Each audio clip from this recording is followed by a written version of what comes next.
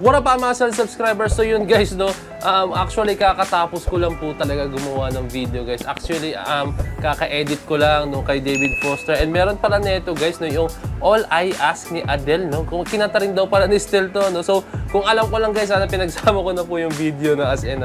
So pero ito kasi, ito na, panoorin natin to, no? So hindi ko kasi alam talaga as in. So ito, shoutout po tayo kay sino ang nag-release nito, no? Si siya ulit, tulad ng una natin, si Aoishi Shinomura 80 Nomi gratis, no? Grabe, ewan ko tama yung pagkakapronounce ko. Basta yun yung nabasa ko. Let's go na. So, ayan, ayaw ka nang patagalin pa, guys, no? So, ayan, without further ado, let's all watch this.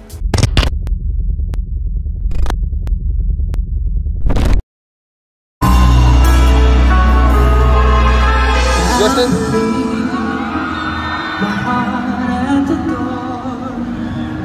I won't say a word. They've all been said before, you know. So why don't we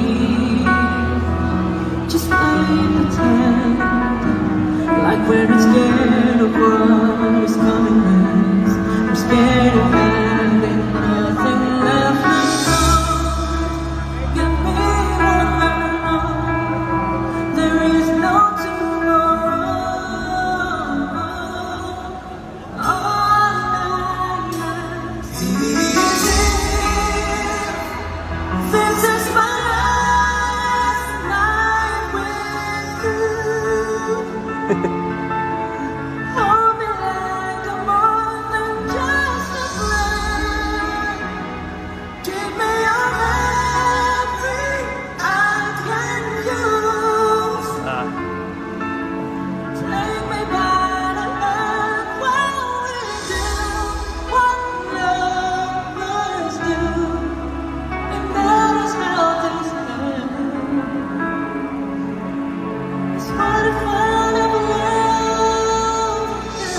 Bagay na bagay talaga still yung mga gantong kanta guys kasi sana mag-release siya ng gantong klaseng type ng kanta, no, na single niya, no.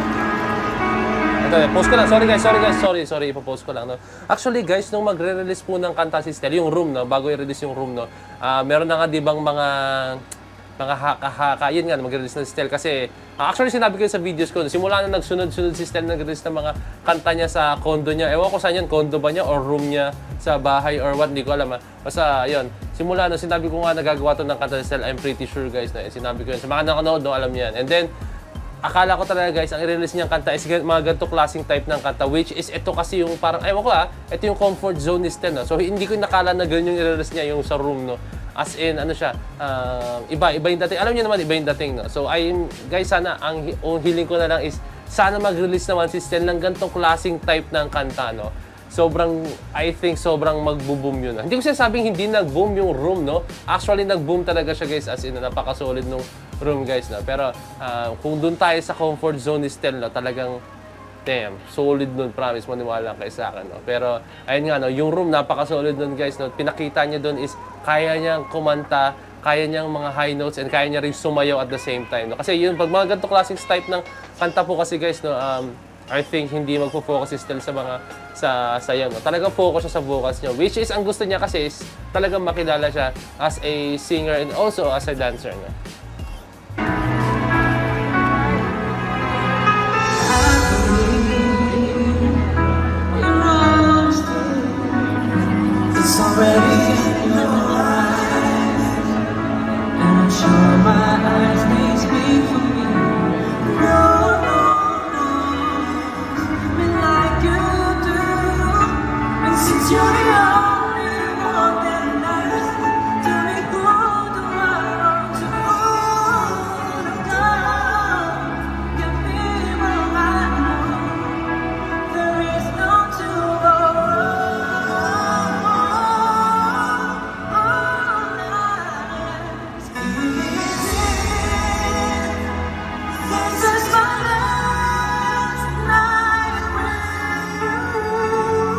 Grabe boses Stel, no?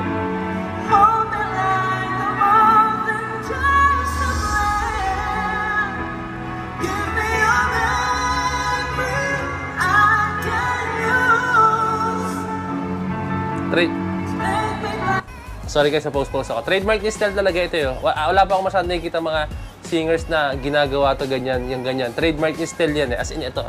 Ayan. I think iba dyan. Ba't gumaganyan-ganyan si Stel, di ba? Pero trademark niya yan eh. Kumbaga ito yung pinaka-buwelo niya. Dito siya confident, no? Hindi siya confident pag gumakanta siya, nakaganyan lang kanta. Talagang confident siya, laging gumaganyan. May hand gestures talaga. So, yan yung pinaka-buwelo niya. So, wala kayong pakialam.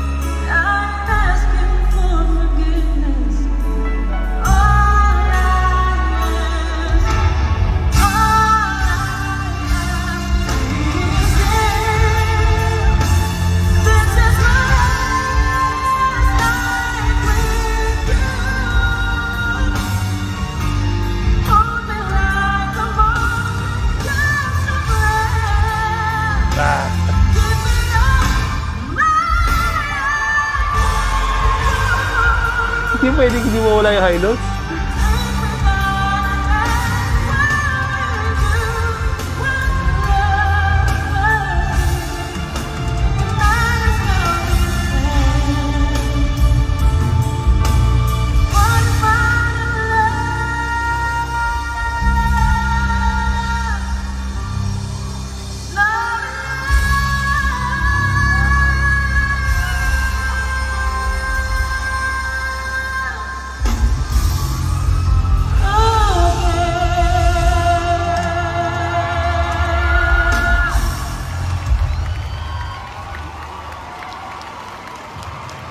Grabe naman si Stel, guys. Hindi pwedeng mawala yung high notes talaga, guys, no?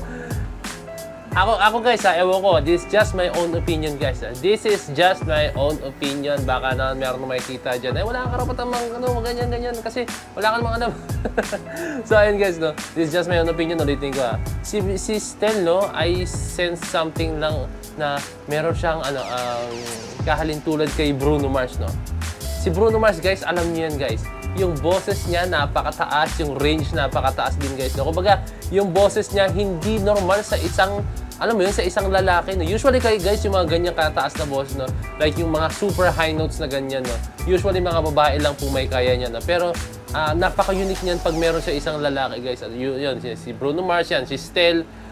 Wow, grabe, no? Nakakatuwa lang, guys, na meron tayong ganito, no? Pero considering, guys, if I know, guys, Bruno Mars is also a Filipino. Bruno Mars is also a Filipino, no? Sorry, nag-burp ako.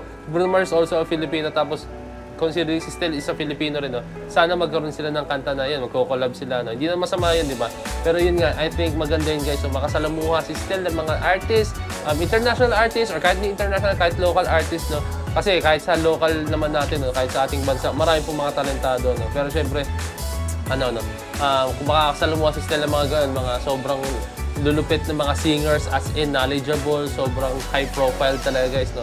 Talagang matututo pa po si Stel, no? Meron pa siyang mga natutunan na bago sa kanyang pagkanta, sa kanyang mga notes, sa kanyang the way na discipline yung mga ibang. Hindi ko sinasabing discipline natin si Stel, pero syempre, ako hindi ko alam ko, pero I think may part din na alam ni Stel, ayoko nga, ganito magalang ginagawa ko, dapat pala hindi, di ba? May magandang part si Stel na hindi natin alam, no? Pero kasi sa paningin natin, guys, it's almost perfect na po talaga, guys, no? Pero ayan, sana makakasama si Stel pa po ng mga high profile na mga singers or coaches, no, na talagang hahasain pa si Stel, no? And isa pa ang gusto ko, guys, no, alam niyo sinalayan ni Casey Tandingan, no, nung dati. Hindi ko alam kung ano yun, nakasama niya ron si Jessie J, no. Sana sumali si Stel doon, no. Ang angas lang siguro na makikita mo si Stel na lumalaban po sa ibang bansa, no. So, kumbaga, ewan ko, basta I think papalag si Stel doon as in na kaya niya, no. Sana sumali si Stel sa mga competitions, mga reality shows na international, no. Kaya ni Stel, believe me, kaya ni Stel, no. Ayun lang, pero I think sa hectic ng schedule nila, no, parang may hirapan na po talaga.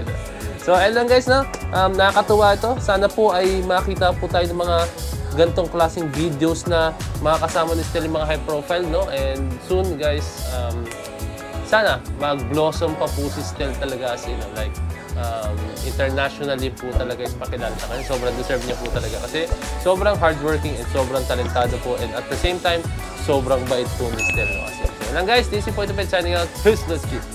So ayun guys, no, meron lang ako special announcement, no. So kung nakaabot ka sa point na to, napakaswerte niyo po, no, kasi meron po akong ihatid na balita sa inyo from Arena Plus, guys, no. So ayun, last 2 days na lang po, guys, no. Ano ba sinasabi ko, ano yung last 2 days na yan, no? So join Arena Plus, hashtag AP Magic Dance Challenge, no. Yun lang guys, napaka-solid, no. Siyempre, i-upload nyo po yan sa TikTok and you can win up to 40,000 credits, guys, no. 40,000 pesos na credits, guys, no. Napaka-solid nun. Siyempre, that's a special treat from Arena Plus. Kaya kung ako sa inyo, guys, no, gumawa na po kayo ng dance challenge, no. Gagawa si Point of It ng dance challenge regarding that.